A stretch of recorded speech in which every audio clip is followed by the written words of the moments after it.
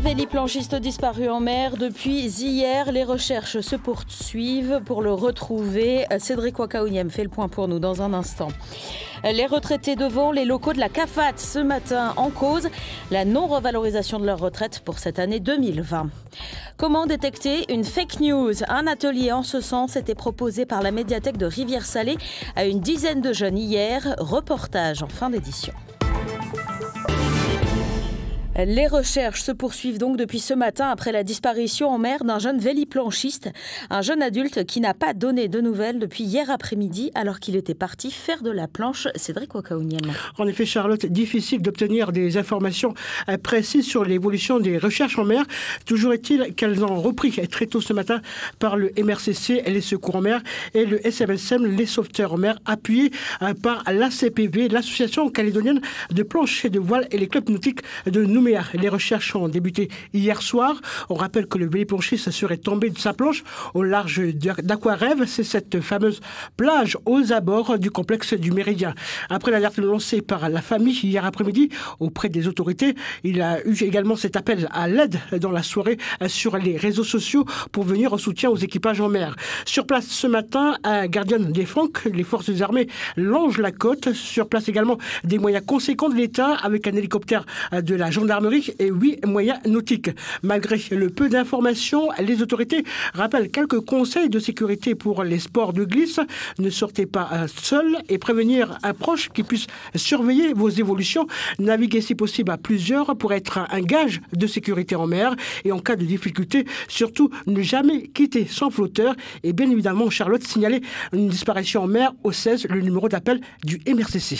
Merci Cédric Wakaouniem. Et puis, si jamais vous vous trouvez dans l'extrême nord et que vous devez prendre la mer, faites attention, des vents violents sont annoncés sur les communes de Poum, Ouégoua et Puebo. Une vigilance jaune est déclenchée depuis hier soir pour des vents d'est-sud-est qui se maintiennent. Le vent est annoncé à 25 nœuds avec des rafales à 30-35 nœuds. L'actualité sociale, c'est l'intersyndicale des retraités qui était mobilisée ce matin devant la CAFAT. Elle demande la revalorisation du point de retraite et une représentation au sein du conseil d'administration. Natacha Lassos-Cognard et Gaël Decheverry. Retraité, mais pas maltraité. C'est à travers ce slogan que l'intersyndicale évoque son mécontentement. Devant la CAFAT, ils sont une centaine de personnes à exercer leur droit de manifester. Ces hommes et ces femmes demandent davantage de considération, notamment une revalorisation de la valeur du point retraite et une représentation au conseil d'administration de la CAFAT. En l'absence de représentants du conseil d'administration, c'est le directeur général de la CAFAT qui reçoit l'intersyndicale. À l'issue de cette réunion, la direction s'engage à remonter les informations lors du prochain CA, le 26 juin prochain. Le directeur général, Xavier Martin, évoque cette entrevue. Ce qu'il faut savoir, c'est que conformément au résultat d'une étude actuarielle qui a été menée en 2014, depuis cette époque-là, le conseil d'administration revalorise chaque année les pensions de retraite à hauteur de l'inflation constatée l'année précédente. Or, comme en 2019, l'inflation était négative, et conformément aux préconisations de l'étude actuarielle, le conseil d'administration n'a pas voté de revalorisation cette année. Le deuxième point étant que l'intersyndicale des retraités souhaiterait pouvoir avoir un observateur au sein du conseil d'administration sans voix délibérative. Aujourd'hui, la réglementation ne prévoit pas cette présence. Je remonterai cette demande au Conseil lors de sa prochaine réunion qui va intervenir dans les 15 jours qui viennent. L'intersyndicale craint de ne pas avoir été entendue.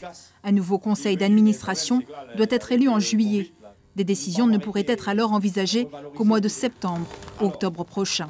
On a même proposé de ce qui fasse en sorte que ce conseil d'administration, non pas révise la position qu'il a prise aujourd'hui, mais que tout simplement dans les mois à venir, si vraiment l'augmentation des prix se concrétisait au vu de ce que pourrait être sorti au niveau de l'ISEE ou de l'INSEE, chiffres officiels bien sûr à l'appui, s'il y avait vraiment beaucoup d'augmentation, c'est peut-être de réviser justement la position et de peut-être faire une augmentation des retraites.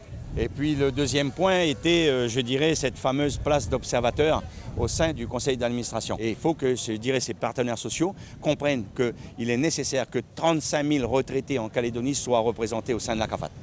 L'intersyndicale des retraités reste mobilisée. Une autre manifestation est prévue au mois de juillet. Le principal objectif, permettre aux seniors d'augmenter leur pouvoir d'achat. Et dans ce reportage, vous avez pu également entendre Bruno Eoaporoy, président de l'intersyndicale des retraités. Autre mouvement ce matin, devant la SIC cette fois, une demi-douzaine d'associations de propriétaires et de locataires des logements du bailleur social s'étaient réunies au quartier latin. Les revendications ne sont pas nouvelles. Malfaçon, manque d'entretien des appartements, absence de dialogue sont les points récurrents de la colère. Bernard Lassos. La manifestation était annoncée de longue date à l'initiative des résidents du quartier Marconi de Ducos qui depuis 10 ans dénoncent des malfaçons dont sont affligées leurs maisons mises en accession à la propriété par la SIC.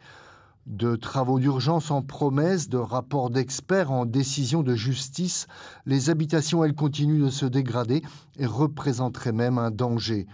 Ce matin, les propriétaires de Marconi campaient devant l'immeuble de la société immobilière, accompagnés d'associations de locataires des tours de Magenta, de la vallée des Colons, d'Apogoti, de la rivière Salée, de Tindu.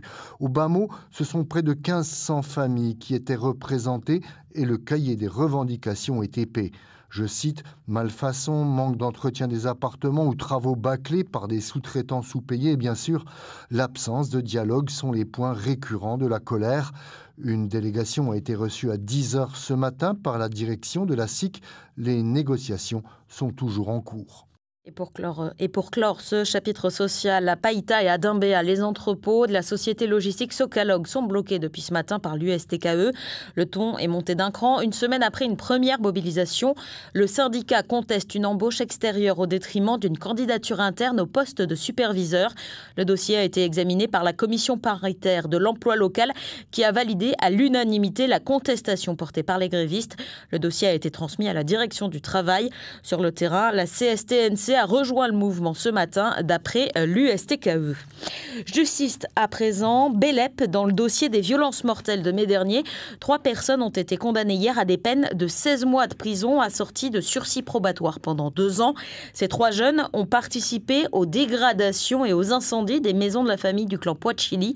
Ils ont été jugés via une procédure de CRPC, la comparution sur reconnaissance préalable de culpabilité. Mais qu'est-ce que cela veut dire? La réponse avec vous, Marguerite Poigoun. Alors la CRPC, donc la comparution sur reconnaissance préalable de culpabilité, c'est une procédure pénale basée sur la volonté du mis en cause ou des mises en cause, puisque c'est le cas dans cette affaire qui concerne 3 jeunes gens, donc de plaider coupable. Cela peut aussi se faire à la demande du procureur de la République. Elle est appliquée pour des délits tels que les vols, les détentions illicites, les violences, menaces et agressions sexuelles ou blessures involontaires, punis par une peine de moins de 5 ans de prison. Alors une peine est proposée à l'auteur des faits par le procureur de la République. En cas d'acceptation, le juge valide la décision. Donc en clair, la CRPC est aussi appelée plaider coupable. Voilà Charlotte. Merci Marguerite Poigoun. Le reste de l'actualité, c'est le président du gouvernement Thierry Santa qui fera un point presse cet après-midi à 15h. Il annoncera les nouvelles mesures pour lutter contre la propagation de la Covid-19. Les mesures qui seront mises en place dès le lundi 15 juin. Un point presse que vous pourrez suivre en direct live sur la page Facebook de Nouvelle-Calédonie, la première. De son côté, l'État a annoncé la prolongation du fonds de solidarité aux très petites entreprises touchés par cette crise sanitaire. Comme en mars et en avril, les sociétés de moins de 11 salariés qui ont subi une perte de chiffre d'affaires d'au moins 50% vont pouvoir bénéficier d'une aide pouvant aller jusqu'à 179 000 francs par mois. Pour cela, elles doivent déposer une demande sur le site impôt.gouv.fr avant le 30 juin. À noter que pour les pertes du mois d'avril, les entreprises peuvent encore monter un dossier jusqu'au 15 juin. On est assailli d'informations sur les réseaux sociaux via le bouche à oreille aussi dans certains médias. Mais comment distinguer les vraies infos des fausses? Pour aider les jeunes à décrypter une fake news, la médiathèque de Rivière-Salée proposait hier un atelier qui a pour thème devenir infodétective. Une dizaine de jeunes ont participé à cet atelier, suivi pour nous par Martine Nollet. Fake news, rumeurs, théories du complot ou encore deepfake, elles ont un point commun, être des informations truquées. Et pour une première, ces adolescents avaient déjà une petite idée sur le sujet. Comment on peut savoir que c'est une fake news? En allant voir qui a posté l'info et d'où ça vient et comment ils l'ont su. C'est un faux. C'est quelque chose sur Internet mais qui est faux. Non, parce qu'il y a des trucs imaginaires et des trucs qui sont vrais. L'objectif de cet atelier est d'apprendre aux jeunes à repérer les fake news pour ne pas croire tout ce qu'ils voient sur Internet. Guillaume Hervouette, médiateur culturel à Rivière-Salée. Alors déjà, on regarde sur quel site on se trouve. Si on prend déjà, c'est le Gorafi, on sait de base que c'est une fausse information. Que je dis Facebook, que ce soit Twitter, que ce soit TikTok, que ce soit Snapchat, et même YouTube, tous les réseaux sociaux sont concernés par ça. Il faut savoir d'où ça vient. Rien qu'à partir de ça, on peut aller sur des sites de vérification. Donc le principal, c'est Hoaxbuster. Et ça va vous dire de suite, en fait, si cette information est vraie ou fausse. Vous prenez l'image, vous l'enregistrez sur votre ordinateur, par exemple, et vous faites une recherche avec Google Images. Et généralement, vous allez voir, est-ce que cette image-là, elle n'a pas déjà été utilisée ailleurs ? Est-ce qu'en fait, elle a été modifiée ou etc. Et vous aurez déjà une information. Il faut faire attention. Alors oui, c'est une première et l'idée est venue pendant le confinement parce qu'on en a vu des fausses informations passer. Une fake news n'est pas une fake news parce qu'on dit que c'est une fake news, que c'est une fausse information. Fausse information est fausse parce qu'elle est fausse. Point, c'est tout. Si c'est un fait, ce n'est plus une fausse information, c'est une information. Le fake news, ça pense vraiment à un virus. L'atelier est ouvert à tous dès 13 ans. Il suffit de vous inscrire à la médiathèque de Rivière-Salée. 12h11 sur la première, la fin de cette édition que l'on ouvrait avec la disparition de ce véliplanchiste hier en fin d'après-midi du côté de la Côte Blanche à Nouméa. Les recherches sont toujours engagées avec des moyens aériens et sur mer. Les particuliers peuvent participer à ces recherches à condition de maîtriser bien sûr la mer vu que le temps est plutôt houleux. Ils peuvent contacter l'association des véliplanchistes de Nouvelle-Calédonie. Prochain rendez-vous avec l'actu sur NC Première, la radio, c'est à 16h. N'oubliez pas qu'il y a un Facebook Live à 15h avec la prise de parole du président du gouvernement sur les mesures anti-Covid. Moi, je vous retrouve donc à 16h. À tout à l'heure sur la première.